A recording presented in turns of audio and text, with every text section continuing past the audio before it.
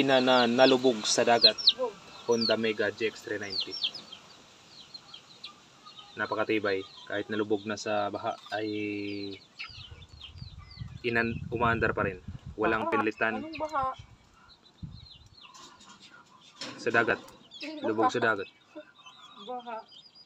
Walang pinalitan, nilinis lang at pinalitan ng langis.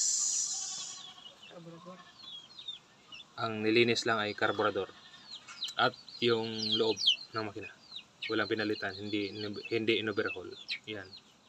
At kung gusto nyo ng Honda na makina mga ka-adventures ay mayroon akong kilala sa Cavite na dealer. At mababa lang yung bigayan doon kaysa sa ibang mga Honda dealer ng makina. Pandagat man o pambukid. Ayan.